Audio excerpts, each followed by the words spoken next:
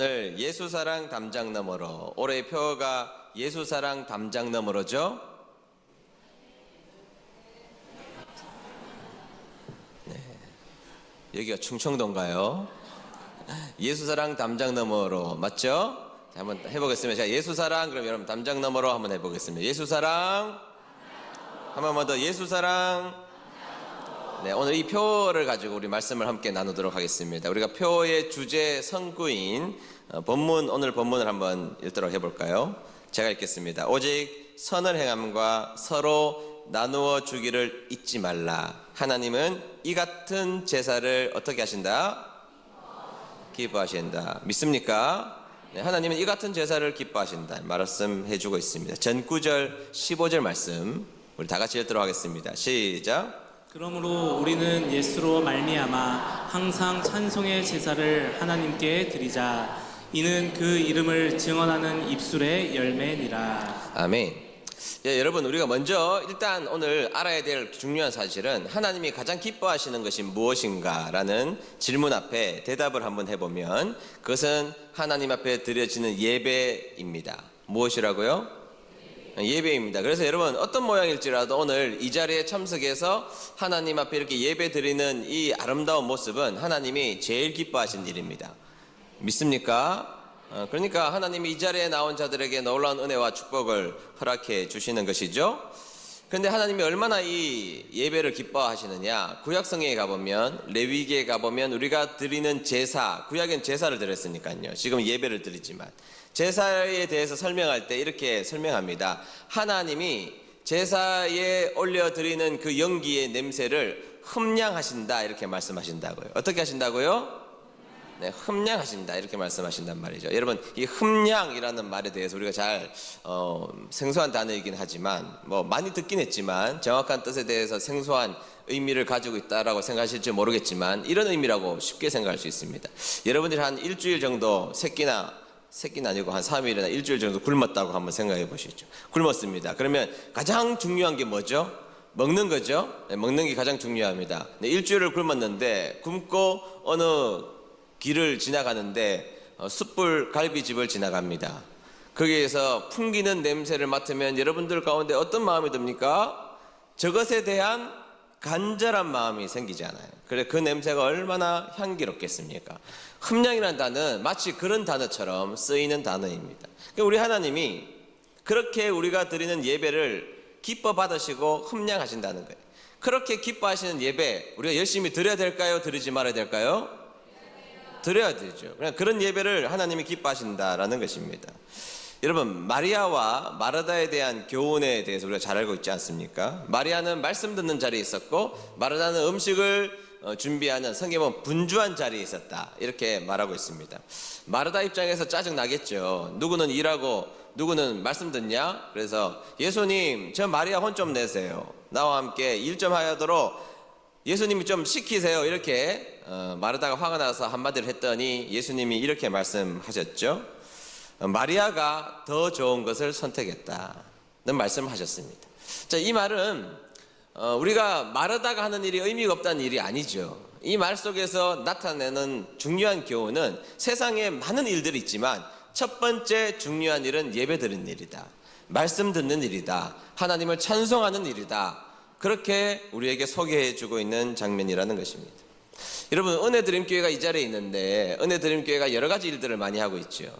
그런데 여러 가지 일들이 있는데 그것을 하나씩 한번 중요한 것과 덜 중요한 것이 어디 있겠냐면서도 덜 중요한 것을 하나씩 뺀다고 한번 생각해 보시죠. 하나씩 제거한다 생각해 보시죠.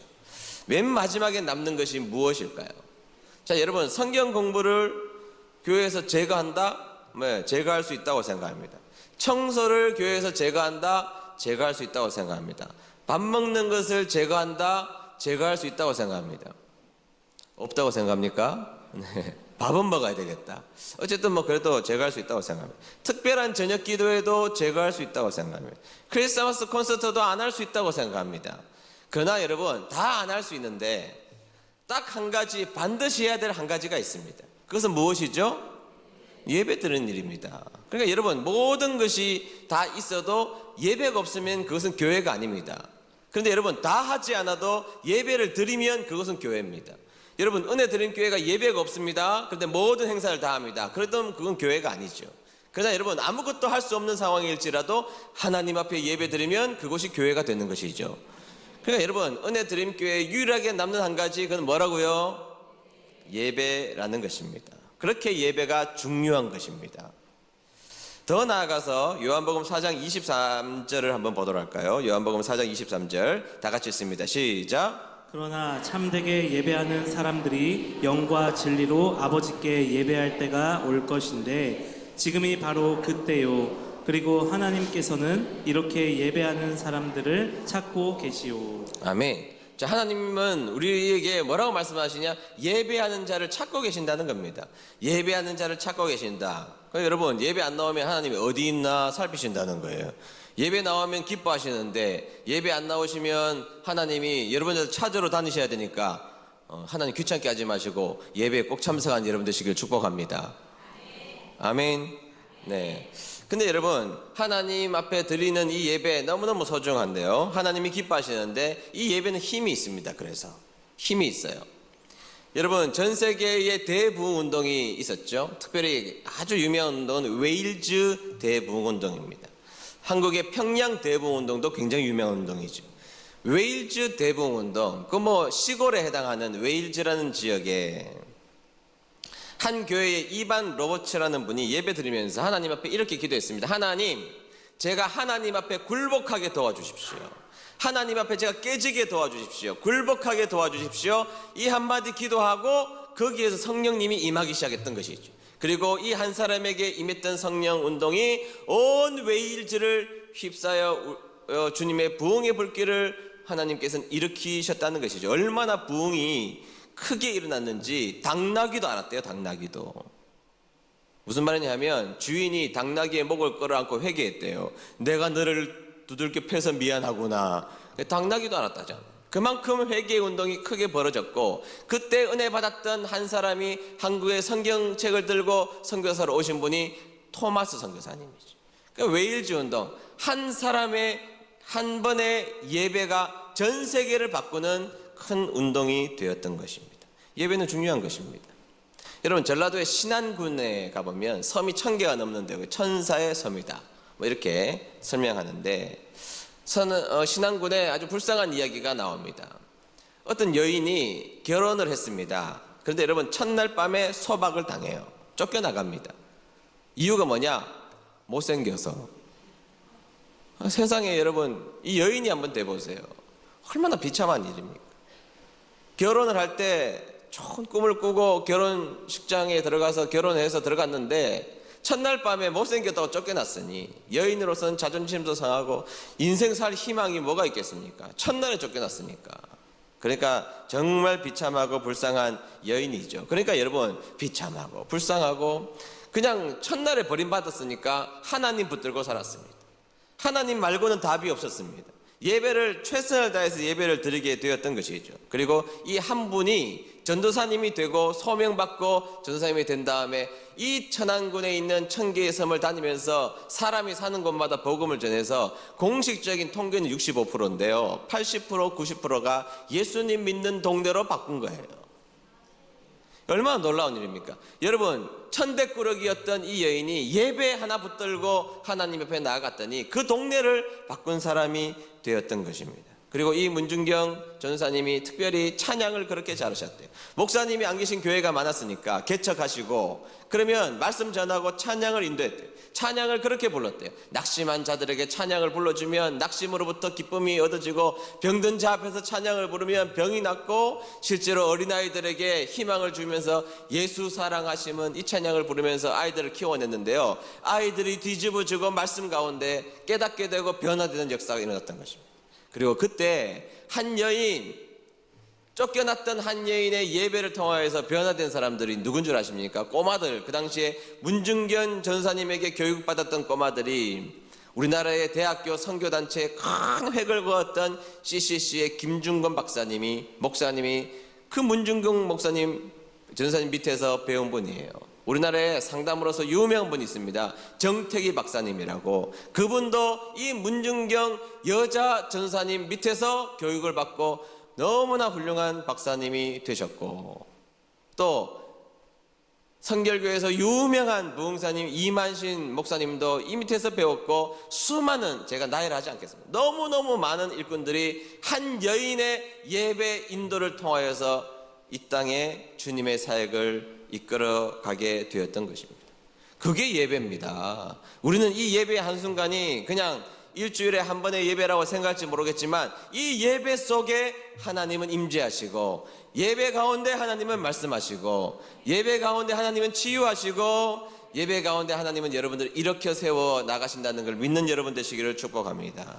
그러니까 그게 예배예요. 얼마나 하나님이 기뻐하시고 얼마나 능력 있는 예배입니까? 2024년도 우리들을 은혜드림 교회 삶 가운데 예배가 성공되는 저와 여러분 되시기를 축복합니다. 그런데 오늘 성경은 우리에게 한 가지 더 예배가 있음을 소개하고 있다는 것입니다. 자, 오늘 성경 본문을 쉬운 성경으로 한번 읽어보도록 하겠습니다. 제가 한번 읽어볼게요. 다른 사람들에게 선을 베푸는 일을 잊지 마십시오. 여러분들이 가진 것을 서로 나누시기 바랍니다. 이러한 행동은 하나님을 기쁘시게 하는 뭐라고요? 제사입니다. 하나님이 기뻐하시는, 하나님을 기쁘시게 하는 예배입니다. 이렇게 말해주고 있다는 것이죠. 다른 사람을 향하여서 연약한 자들에게 선을 베풀고 사랑을 나누는 것은, 그리고 다른 사람을 위하여서 그렇게 하는 행동은 하나님을 기쁘시게 하는 예배라는 겁니다. 하나님은 예배도 기뻐하시는데, 예배 자체를 그냥 기뻐하시는데, 더 나아가서 다른 사람들에게 손을 내밀어서 그 사람을 도와주는 예수님의 사랑이 담장 넘도록 하는 그 고귀한 행동들은 하나님을 기쁘시게 하는 예배라는 것이라면, 우리가 그런 예배 드려야 될까요? 드리지 말아야 될까요? 드려야 된단 말이죠. 그래서 그 일을 해보자는 것입니다. 여러분, 다른 사람들에게 선을 베풀고 낙심한 자들에게 손을 내밀고 목마른 자들에게 물을 마시게 하는 그 행위는 작은 행위가 아니라 하나님이 기뻐하시는, 너무 좋아하시는 예배라는 것입니다. 별것 아니라고 생각할 수 있는 것들이 하나님의 역사가 되는 것이죠. 성경에 보면 다윗이 도망자 신세로 도망갑니다. 그럼 누가 다윗이 왕이 된다고 생각했겠습니까? 도망 다니는 사람인데. 무리들은 오합지졸이에요. 누구나 봐도 실패자들입니다. 예수님처럼 다윗도 메시아적 소명을 가지고 있었지만 그걸 누가 알아요? 그리고 다윗 근처에 모여있는 자들은 불쌍하고 연약하고 가련한 자들만 모였다고 하니 그 그룹이 의미 있는 인생이 되겠다, 의미 있는 그룹이 되겠다, 아무도 그렇게 생각 안 했습니다. 그런데 그들이 너무 불쌍하고 처량하게 다니는 모습을 보고 거부였던 바르실레가 찾아갑니다. 그리고 먹을 것을 주고 대야에 물을 떠서 씻게 해주고 침상을 마련해 줍니다. 이유가 뭐냐? 성경에 나와 있어요. 성경을 찾아보면 이유가 뭐냐? 그들이 가련하고 불쌍하기 때문에. 다른 이유가 없다고요. 가련하고 불쌍하기 하다고 여겼기 때문에 자기가 조금 더 가지고 있는 것으로 그들을 섬겼습니다. 그런데 여러분, 결국 하나님이 그 다윗을 통일 왕국의 왕으로 삼으시고, 그로 통하여서 예수님이 이 땅에 태어나시고, 그를 통하여서 이스라엘을 위대한 강국으로 만드셨다 이 말이죠. 하나님이 기뻐하신 제사란 말이죠. 그는 그냥 부지불식간에 그 일을 했지만 하나님의 역사의 한 줄기에 이름을 남겨두시고, 이런 사람이 되어야 돼, 이게 내가 기뻐하는 참된 제사야, 이렇게 말씀하셨다는 거죠. 중요한 것입니다. 여러분, 눈치 없는 엘리야가요, 사르밧 과부의 집에 갑니다. 그 모양도 좀 이상한데 가서 이제 조금 남아있는 양식으로 먹고 죽으려고 하는 과부에게 그거 떡 놔달라 그럽니다. 제가 그런다고 생각해 보십시오. 목사님, 제발 좀 채통을 지키세요. 그런데 엘리야가 그렇게 요청하는 겁니다. 그러니까 여러분, 이 사르밧 과부가 떡을 해다가 엘리야 목사님에게 드려요. 그리고 그 떡을 먹습니다. 여러분, 이게 쉬운 일이 아니잖아요. 지금 내 자식도 굶고 있는데 그거 모두 가루를 다 떡을 만들어서 엘리야에게 줬단 말이죠. 불쌍한 사람에게 줬단 말이죠. 연약해 보이는 사람에게 줬단 말이죠. 근데 여러분, 그 일을 통하여서 어떤 일이 발생합니까? 엘리야는 힘을 얻게 되었고 하나님의 역사를 이루게 되었고 사르밧 과부의 집에는요 기름병과 가루병에 기름과 가루가 마르지 않는 역사를 하나님이 그 가정에도 부어주셨다는 겁니다. 믿습니까? 여러분, 그래서 주님은 이렇게 말씀하십니다. 마태복음 10장 42절 말씀입니다. 시작. 내가 진정으로 말한다. 제자의 이름으로 보잘것없는 사람에게 냉수 한 잔이라도 주는 사람은 반드시 하늘나라에서 상을 받을 것이다. 아멘. 여러분, 성경에서는요 큰 거 말하고 있지 않습니다.